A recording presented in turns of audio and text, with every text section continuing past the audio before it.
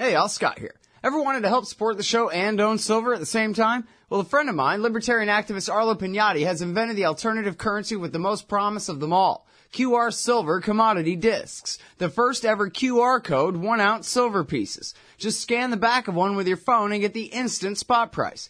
They're perfect for saving or spending at the market. And anyone who donates $100 or more to the Scott Horton Show at scotthorton.org/donate gets one. That's scotthorton.org/donate. And if you'd like to learn and order more, send them a message at commoditydiscs.com or check them out on Facebook at /commoditydiscs. And thanks. All right, y'all, Scott Horton Show. I'm him. Check out the website at scotthorton.org. 4,000-something interviews there going back to 2003. Sign up for the podcast feed and follow me on Twitter at Scott Horton Show. Introducing Gilbert Doctorow. He is the European coordinator of the American Committee for East-West Accord. And his most recent book is Does Russia Have a Future? That's an interesting question. Reminds me of Richard Mayberry. We'll get back to that. But if you're familiar, it's because you've been reading him on antiwar.com. We've been linking to his articles over at consortiumnews.com. This one is called The U.S.-Russia Info War. What's Real? And I would also direct your attention to this one at Tikkun Daily. That's tikkun.org. The nuclear clock is at 2 minutes to midnight. Welcome to the show, Gilbert. How are you, sir? Oh, it's a pleasure to be invited. Thank you. I really appreciate you joining us. If you don't mind my asking real quick, who were you before you were the coordinator for the American Committee for East-West Accord? Clearly you're an author here, but people might wonder what's your angle? Right. I've had several careers, and I should have had an academic career. I got a doctorate in Russian history at Columbia University back in 1975, but those days were not very good for prospective academics. They were not too bad for people who had a specialty in Russia and knew the language well. And so I used my language skills and related area knowledge to lever myself into a business career, which lasted 25 years, largely as a manager responsible for business in Eastern Europe and for the Soviet Union, later for Russia. That culminated in about an 8-year stretch when I was based in Moscow and was a country manager of some major multinational corporations who had operations, either import or distribution operations, and production operations in Russia. This in the 1990s. My corporate career came to an end in 2002, and it took me a while to find my next big thing. It came really in 2006 when I started a blog and decided to stop writing letters to the editor and to start writing commentaries, primarily on Russia and Eastern Europe, but not only. And that found an audience, found resonance. I learned as I went along how to say things that could be useful for people to understand what's going on. And that took me along to invitations to conferences, to be a speaker, to be a workshop organizer, and that sort of activity. So as you go along a path, you develop contacts, develop experience that becomes all the more relevant for the next thing you're about to do. And the next thing that I was about to do, I found a common soul in Steve Cohen, who was a very well-known a figure in the Russian studies area, made one of the best intellects in history, which is not often attracting to universities the best minds. He is the best of the best, and it was a great pleasure to make his acquaintance. And he had been on the board of the American Committee for East-West Accord when it existed from 1964 to 1992. He came on as a protege of George Kennan, who was perhaps the best-known academic and State Department career servant who was on the board of that American Committee. I had been I'm several years his junior, and I was a rank-and-file member and a contributing writer to some publications of the American Committee back then. Both of us understood in 2013 that things were getting extremely bad, and that the dissolution of the American Committee in 1992 on the assumption that we would have normal relations with Russia was a serious error. And that has taken me, that our finding one another and our shared understanding of the perils that have been developing since the start of the 2007 information wars with Russia led us to be co-founders of this American committee, which now has some very eminent public personalities and great names on its founding board. Mm-hmm.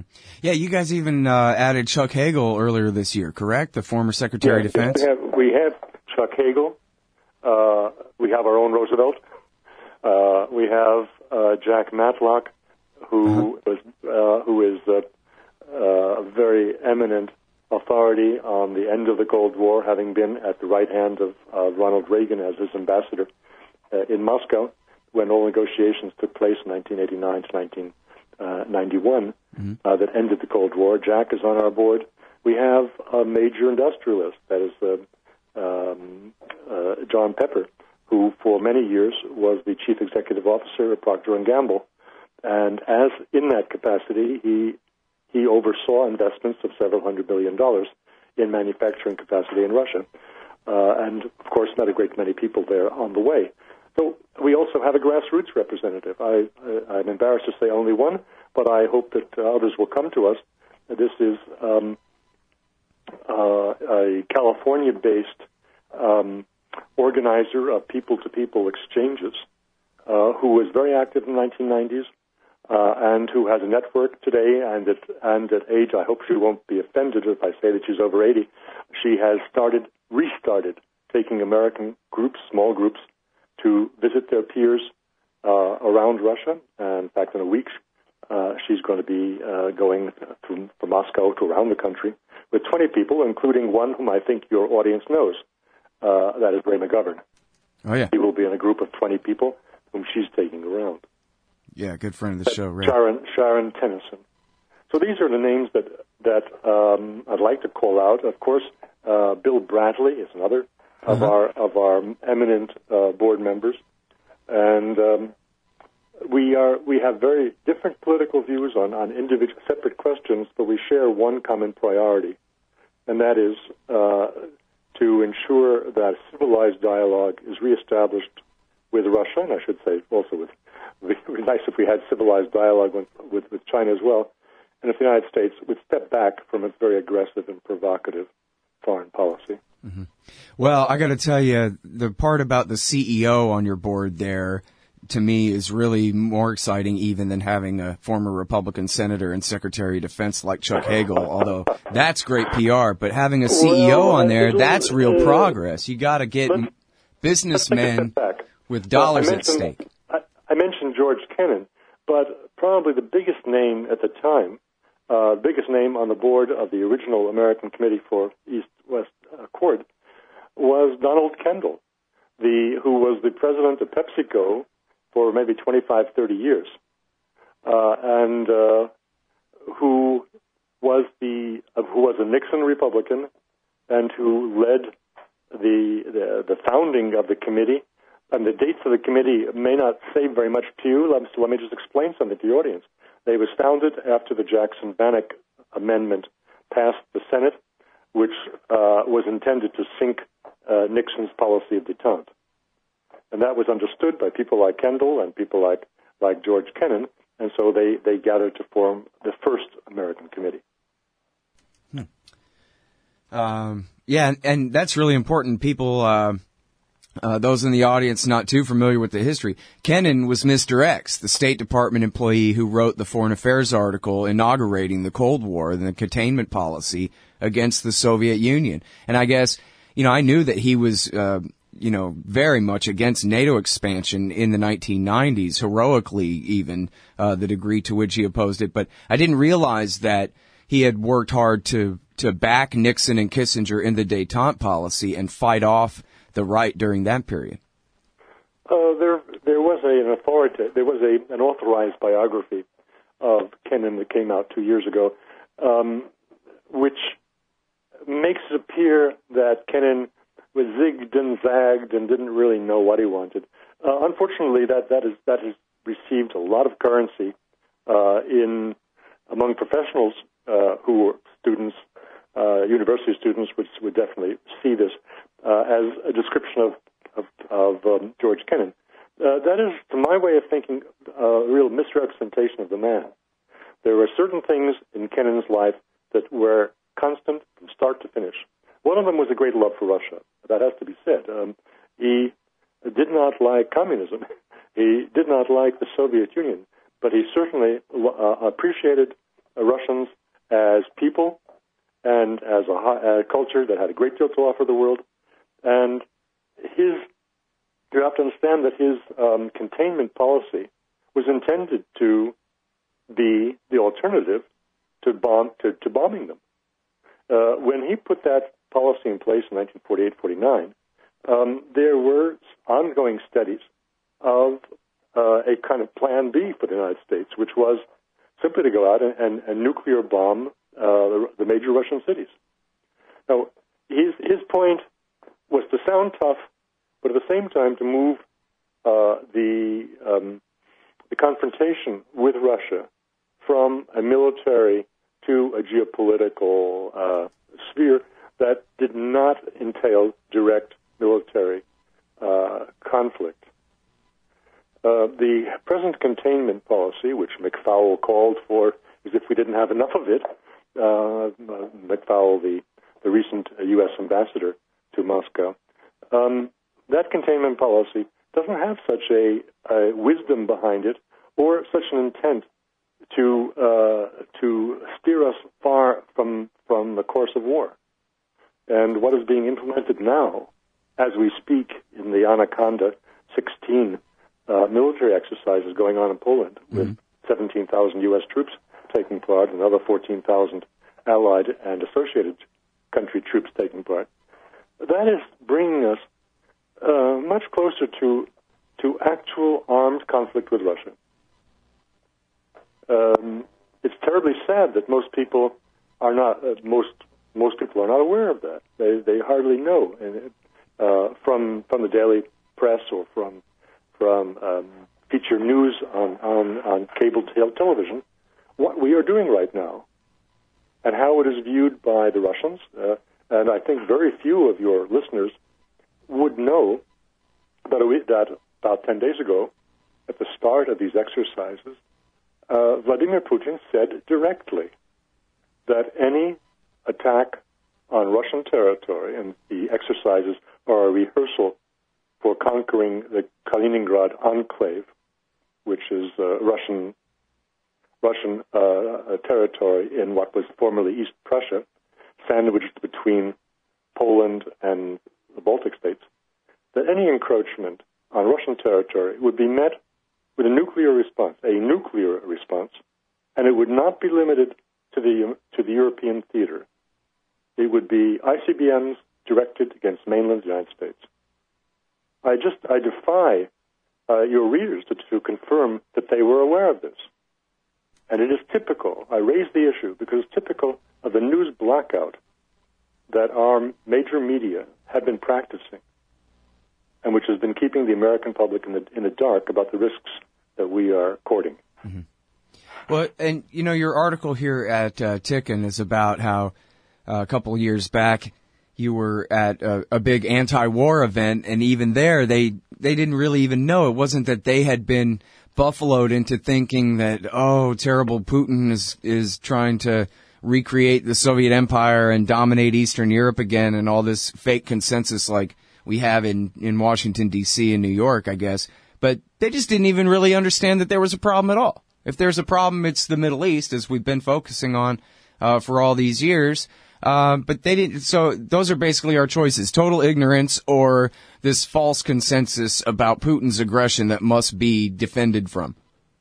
Well, in that article, I make mention of Noam Chomsky, and I think that anyone who consults the article should be aware that Chomsky, already in late spring of 2014, understood that the situation around Crimea and the growing confrontation with Russia, was much more dangerous than he had ever assumed, and he was quite alarmed by the very aggressive and very provocative American behavior throughout.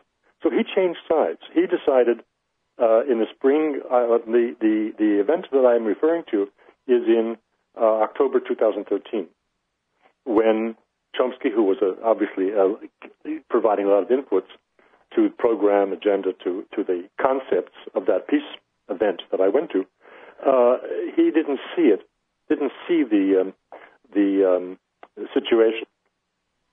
Oh, sorry. I think I've gotten ahead of myself. I've missed half a year here. The event was in 2014, and he should have known better when he arranged it. In the spring of 2014, he already spoke about red lines that the United States was going through, and he was unnerved by the coming confrontation. But it apparently did not influence his behavior in arranging the program of that peace day. Yeah. And now, so this consensus in D.C., and sorry to the audience because I keep repeating myself to every different guest to get their different take on this, but I talked to Mark Perry, the great Pentagon reporter, and he had written this thing for Politico about the competing military doctrines of the different army generals, and all based on the theory of fighting a tank war with the Russians in Eastern Europe, basically, and what would be the best way to do that. And I asked him, hey, do these guys really believe all their own nonsense about the re-rise of Russia and Putin is Hitler or Putin is Stalin and Putin wants to conquer Eastern Europe? Or, they know they're lying, but they're just buying and selling tanks because that's their job. They collect ribbons for their shirts and they go golfing, and that's part of being the military, right?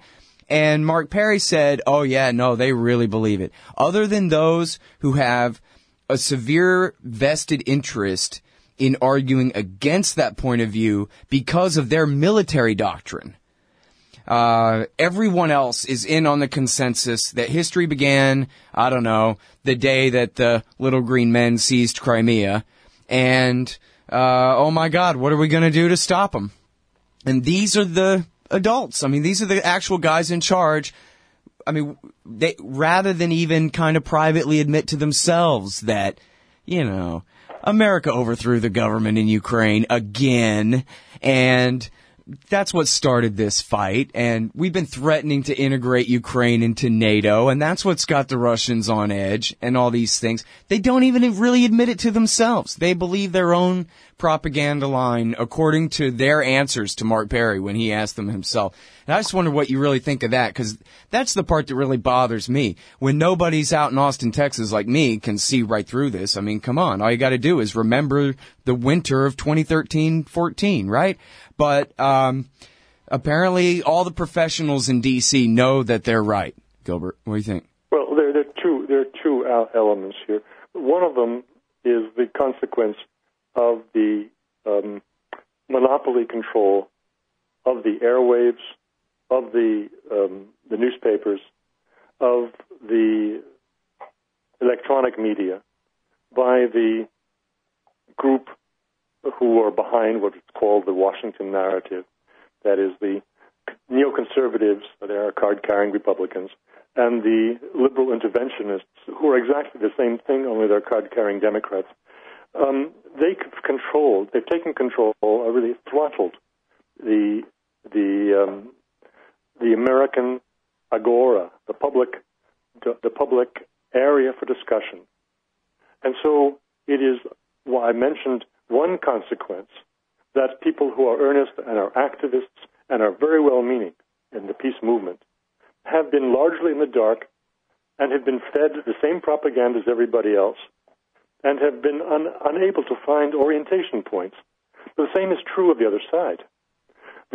Because they do not engage in debate, because they are constantly in hiding from open discussion and from conflict of ideas, their argumentation is weak. It is sadly weak. I stopped commenting on articles in Foreign Affairs about a year and a half, 2 years ago, because it became a pointless exercise. But the commonality of my critiques was that the level of argumentation, this is of our opponents, of the people who are backing up 150%, the Washington policies, their level of argumentation is full of holes. They don't see it because they never have to stand up and argue their points against a real, competent adversary. And the losers are everybody.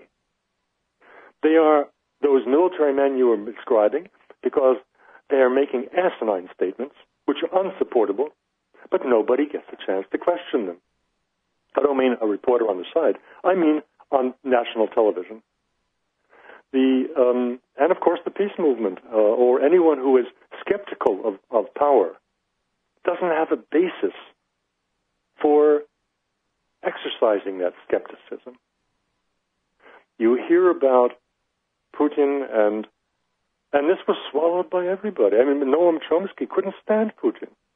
But what they're missing in all this is that we're speaking of 145 million people, and a great many of them, maybe 90%, share the ideas that are in the public space in Russia, and that have been authored by Putin and the people around him.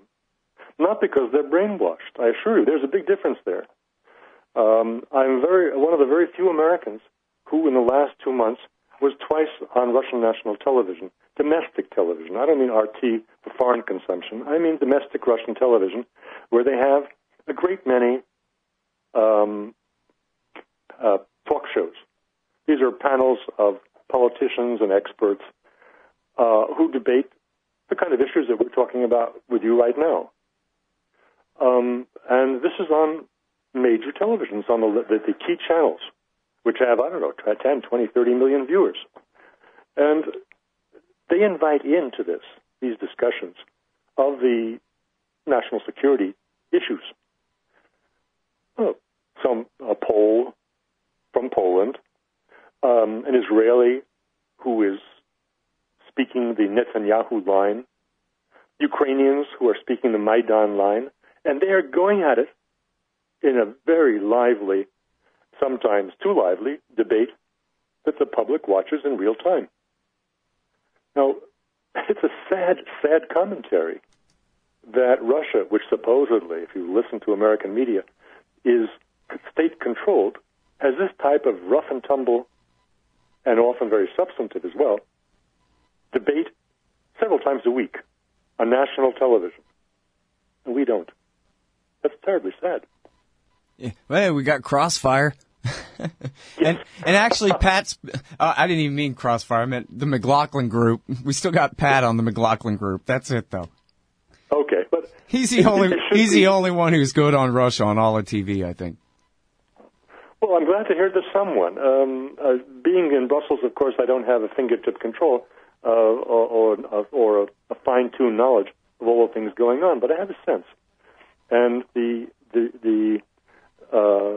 I know, for example, how major events are covered or not covered by our media. Now, I'll give you two examples, if you'll bear with me.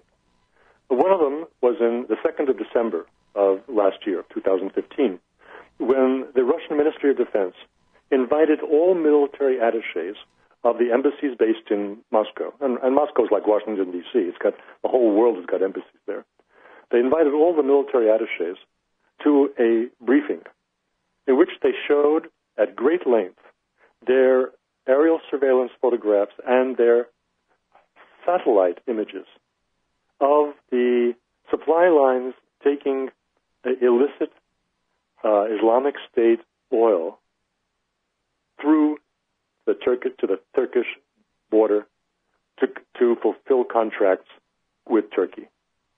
And that they were demonstrating the numbers, what vast revenue was coming to the Islamic State in complicity with Erdogan and his close relatives, his son, to be specific. And the Russian television had live coverage of this, which I watched. And you could see these NATO and other military attachés taking out their cameras, photographing the slides, writing furiously at their desks. And, of course, there were journalists there as well, the Western journalists based in Moscow. In the next 2 days, there was almost no coverage in major Western media. None. About a month ago, Valery Gergiev brought the Mariinsky Theater to Palmyra. This was just 3 weeks after the Syrian regular army, with the help of Russian Air Force, cleaned out Palmyra from the Islamic State occupation. And after a Russian expert team of minesweepers cleared the antique area where the concert was held, in the middle of their antiquities, in the middle of what was a Roman auditorium. Well, they held this concert, and they brought down 100 journalists, Western journalists who are accredited in Moscow. And one of them was Robert Kramer, who is the New York Times journalist. The day after this event, there were reports. In the New York Times, for example, had reports coming from wire agencies, which they assembled with their staff in New York. And they linked two different things. They linked an attack on refugees in an enclave in eastern Syria, in which 28 people died, and the concert of Gergiev, making the headline point that the Russians are playing while migrants and refugees are being slaughtered in Syria. These are totally unrelated reports. No one knew at the time, and people don't even know today, who killed those people in those Syrian refugees in the east part of the country. It was quite possibly it was Islamic State or terrorists or people who had just come over across the Turkish border. But that is not the point. These were totally separate issues. 3 days later, the New York Times finally issued the report of its own correspondent who had been there in Palmyra, Kramer. And Kramer wrote that this was a once-in-a-lifetime event, that he will never forget the importance of this return of civilization to Palmyra. Now, why did the New York Times take 3 days, when everybody already forgot about Palmyra, to publish Kramer's report? There you've got the nub of the issue. There, I hope I'm making the point that major Western media, and it's not just the United States, it's Western Europe, which follows the American lead, have kept you all in the dark. Yeah. Well, they follow the lead of the State Department. In fact, there's a great clip of the State Department spokesman, Toner, almost snapping his spine, bending over backwards to avoid saying that, yes, the U.S. prefers that Damascus rule Palmyra and not the Islamic State. Yeah. And it was Matt Lee at the Associated Press basically nails him to the wall and forces him to admit that, no, the Islamic State is worse. And then, okay. But it's really something. I don't know if you've seen that clip. These are relations that you expect before an outbreak of all-out war. These are not normal relations. And that is the issue of the day. All the name-calling that Putin is Hitler and the rest of it. This is what you say before you drop the bomb. So you better be ready to drop the bomb, because the Russians are preparing for it. Well, now, so here's the thing. Back to Americans, one, have no idea, or two, are completely wrong and believe this whole narrative about, the Russian aggressor here. It sounds very alarmist, Gilbert. It's almost counterproductive to warn about the dangers of missteps in American-Russian relations, because after all, we survived the entire Cold War and brinksmanship and tens and tens and tens of thousands of nukes pointed at each other without a nuclear war. And so now you're saying there could be a nuclear war over this tiny little strip of land between the Baltics and Poland that nobody's ever heard of, and, aren't we friends with them now? It just sounds on the face of it like it must not really be a concern, or else more would be concerned. I think your skepticism is very healthy, and I'd like to address it.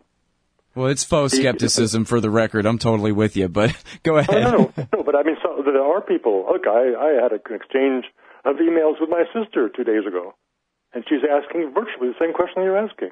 And she's no fool, and she's trying hard to keep up with what's going on. So I appreciate that very intelligent and very earnest and very serious people could be confused by the message of alarm that I'm issuing. And I hope they are alarmed, but not that they turn off their radio, because the issue is we are in a different age. Never in the Cold War did anyone dare to use the language or to against the ruler, against the leader of the Soviet Union that we are constantly doing in today. Now, if you may argue, well, what does sticks and stones will break my bones, but words will never. Wait a minute. I tell you, the language is so violent, and you cannot negotiate with a Hitler. We all know that. That's been a broken record of American foreign policy for the last 20, 30 years. We're always finding Hitlers whom we can't negotiate with. The problem is that none of them, they were all tin pot countries, half-assed countries. And Russia is no longer a half-assed country. They can blast us off the face of the earth. They happen to be ruled by a government that is basically Western-friendly. Mr. Putin and his closest associates had the misplaced hope that Boris Yeltsin had in 1994, that they would be admitted to NATO. Now, whether your audience thinks that's a good thing or a bad thing, I don't want to get into that. We all have our views on. The question is that NATO would no longer be NATO if the Russians were in it. It would not be a U.S.-dominated body, which is what the whole resistance of the U.S. to Russia's inclusion was all about. There was no desire to share power with anybody else. So the situation today has no comparable situation, save 1962, when in the Cuban Missile Crisis, when we came very close to the end of the world. After that crisis, the United States took its missiles out of Turkey, which nobody talked about at the time. And the Russians, of course, withdrew their missiles from Cuba, which everybody talked about. And it looked like a painful step climb down by Nikita Khrushchev, and it cost him his power because he was removed on the basis of his weakness. In any case, aside from the little shifts in who was ruling in the Kremlin after 1962, what also happened was the setting up of a hotline, the setting up of rules of engagement between the Soviet Union and the West. And that was a major factor in keeping the peace. There also was, over time, a building of trust. And it was only that existence of a certain minimal level of trust in the intentions of the other side which saved us during the Cold War from nuclear catastrophe.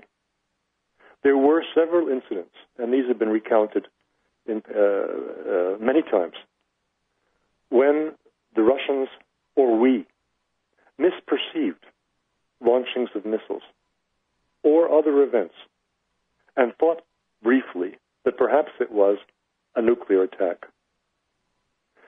The level of confidence in the intentions, in the sanity, and the humanity of the other side was sufficiently high for them to wait.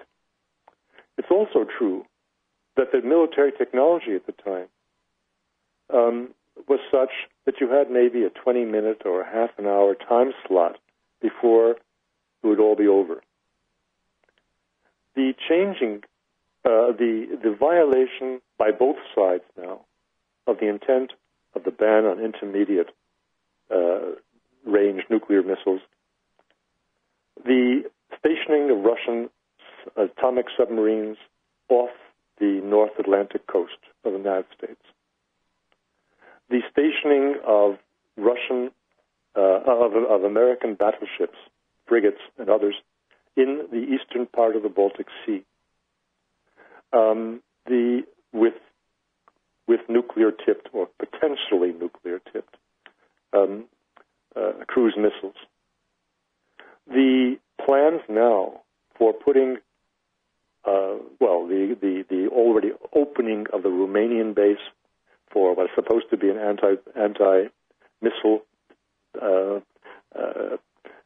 installation, the construction and planned opening in 2017 of a similar base in Poland, which have the capability of, at very quick notice, changing from anti-ballistic to offensive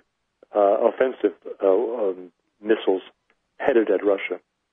These have brought down the time for making a don't fire decision to minutes, if not seconds, in an atmosphere of no trust whatsoever. So this is my answer to your remarks that we survived the Cold War, but we may not survive this one. We have created a demonized Russia, and it is not the Russia of the 1990s led by a drunken Boris Yeltsin and a completely dysfunctional army and so forth. It is a Russia that is now our equal in certain parts of conventional warfare, that has certain modern equipment for which it's increasing the level of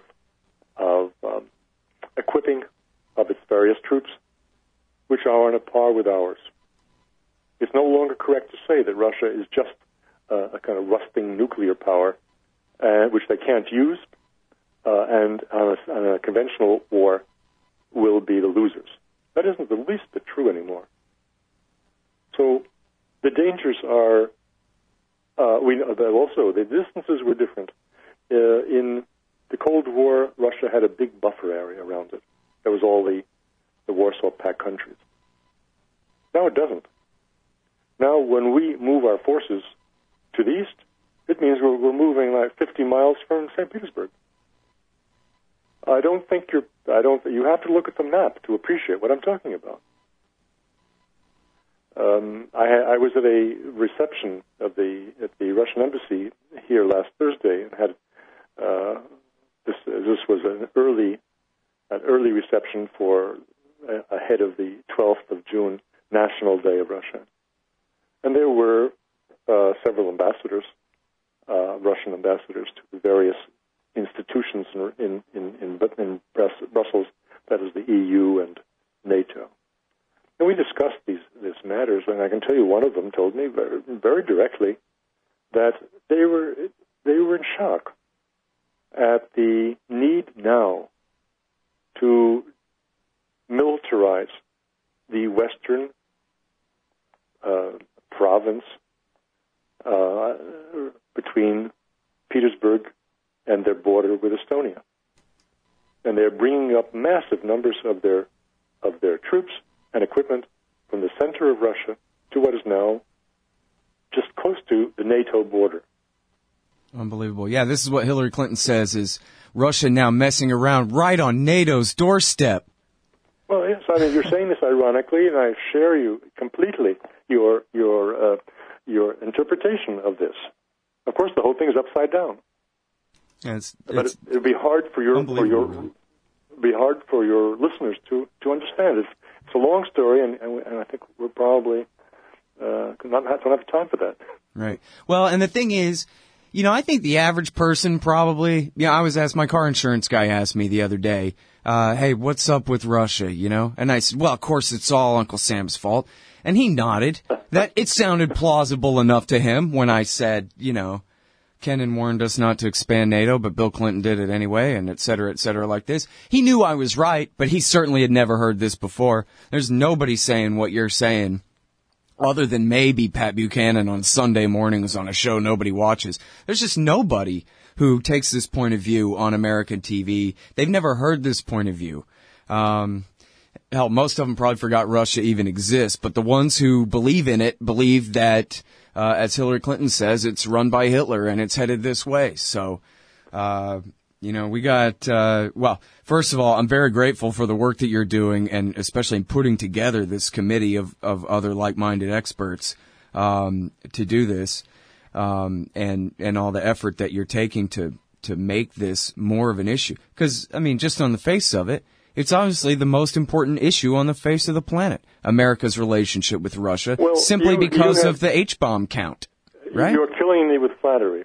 I would like to just call out something. If we had held this conversation 6 months ago, then I couldn't say a peep about your remark that nobody else is saying this and so on,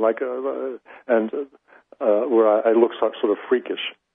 But I'd like to call attention to the need for right-left unity not in everything, of course not. We have very different priorities on domestic policy, and that is logical. It's the way the world should work.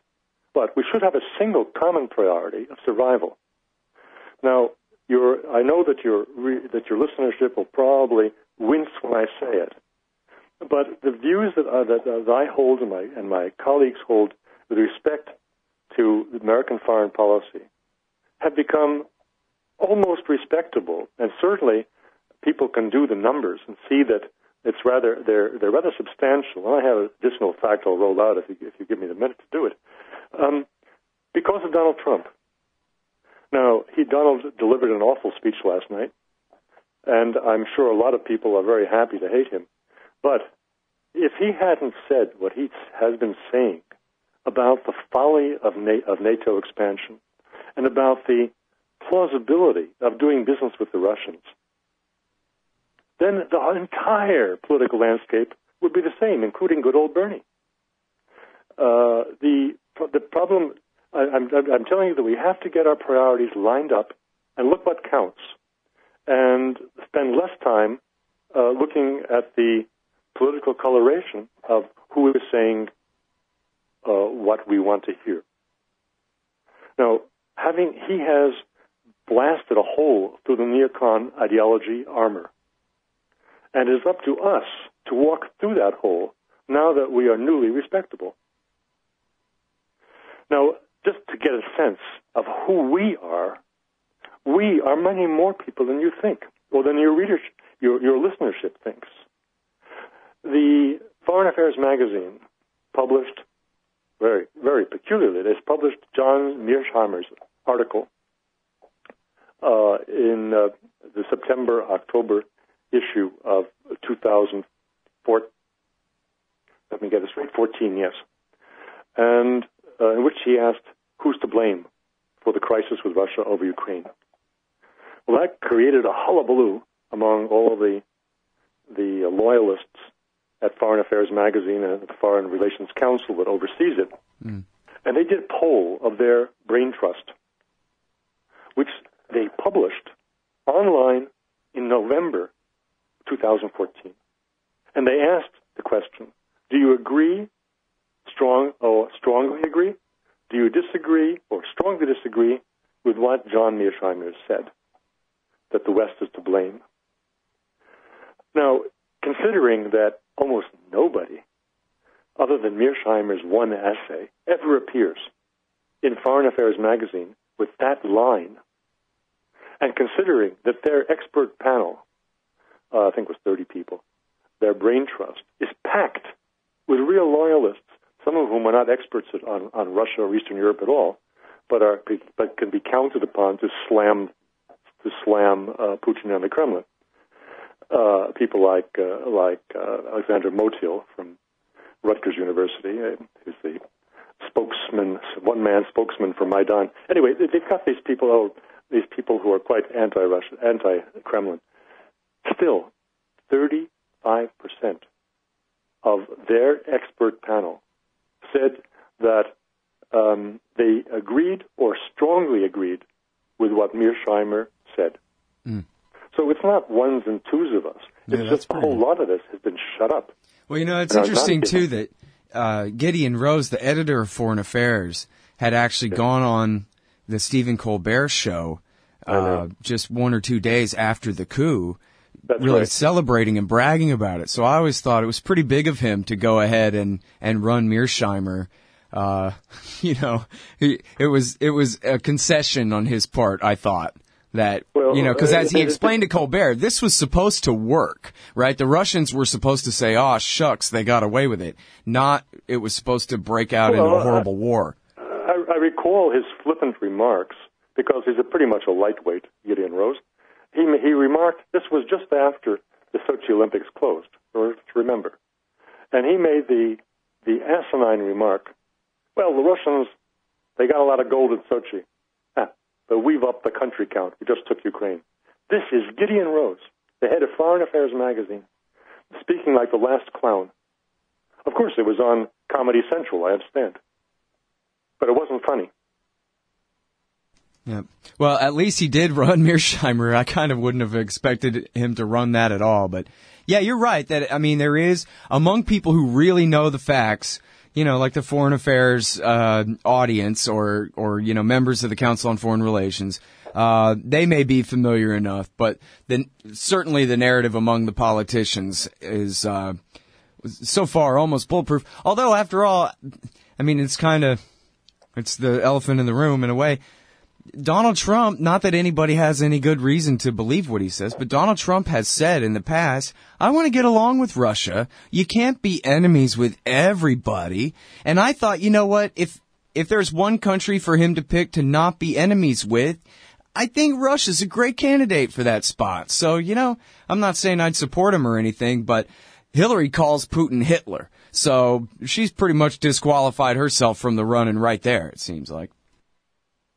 What do you make of Trump's statements on Russia? Look, he's been all over the map. If your listeners look me up, they'll see that I've made a couple of endorsements for him. So I did that looking strictly at one issue, and that was, will we survive? And he's the only person who had common sense on the question of dealings with Russia and with other world powers, not just Russia. You'll ask, well, where is Bernie Sanders? I'll tell you where. Nowhere. Right. Bernie, the question is, can you teach an old dog new tricks? Nope. And Bernie has shown himself to be totally incapable of learning new tricks in the area of foreign relations, about which he is as blessedly ignorant as Obama was when he came to the Oval Office. Now, we've been through this once. We know what happens when blessedly ignorant people come into the Oval Office and are surrounded by advisors and handlers who assist them to perpetuate the cockeyed policies that we've had before they came to office. So Bernie may be great on domestic policy. I love him. But I really ask if he'll be any better than Obama has been, unless somebody gets to him and tells him, hey, man, you better learn something fast. Yep. And the one thing that I sense about Trump, which justified up to now my saying a good word for him, is I am confident that he will throw the bums out, that he will drive into the street the Victoria Nulands, her hubby, Robert Kagan, the Crystals, and all the other neocon gang that have publicly joined Hillary and have been working in every way possible to destroy Trump. He will not forgive that. And the fact that he will chase the bums out, and they haven't been thrown out in 20 years, that is a great plus. Yeah, well, I'm not so positive that would happen, but yeah, you're right that Bill Kristol and them have certainly made themselves his enemies, and I would sure like him to not ever forgive them. The question is, are there enough guys at Cato for him to hire to take their places, you know? I mean, if Doug Bandow was the national security advisor and Ted Galen Carpenter was running the State Department. You have to look at Trump from a different angle. I don't think he has a tremendous respect for academics or for think tank personalities. So I think his selection process would be a totally different end of the field. Yeah. Yeah, maybe he'd hire this guy Pepper, the CEO, who wants to get along with Putin. Anyway, you know what, Gilbert? We should stop now. We're at almost 50 minutes, and I want to make sure that people want to listen to this whole thing, that it ain't too long for them. But thank you so much. I'm so glad to have made contact with you, and we'll do it again soon. All right. Thanks a lot. Okay, thanks again. Thanks. Bye-bye. All right, y'all, that is Gilbert Doctorow, European coordinator of the American Committee for East-West Accord. And his most recent book is Does Russia Have a Future? Read him pretty much regularly, all the time, at consortiumnews.com. This one is called The U.S.-Russia Infowar, What's Real? And this one here is at Tikkun Daily. That's TIKKUN.org. The nuclear clock is at 2 minutes to midnight. All right, y'all, thanks very much for listening. I'm Scott Horton, scotthorton.org. For the archives, more than 4,000 interviews going back to 2003 there. Sign up for the podcast feed, iTunes, Stitcher, and all of that. Help support the show at scotthorton.org/donate. And follow me on Twitter at Scott Horton Show. President John F. Kennedy was assassinated more than 50 years ago. Questions still persist to this day. Why did the Secret Service threaten deadly force against the Dallas Medical Examiner? Why did a Navy official testify that the official autopsy photographs were not the ones she developed during the weekend of the assassination? Explore these questions and more in Jacob Hornberger's best-selling ebook, The Kennedy Autopsy, published by the Future of Freedom Foundation. Buy it today for only $2.99 on Amazon.com. The Kennedy Autopsy by Jacob Hornberger.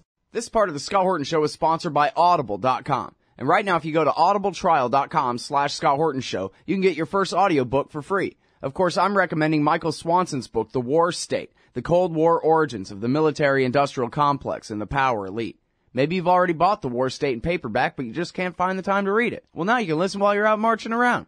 Get the free audiobook of The War State by Michael Swanson, produced by Listen and Think Audio at audibletrial.com/Scott Horton Show.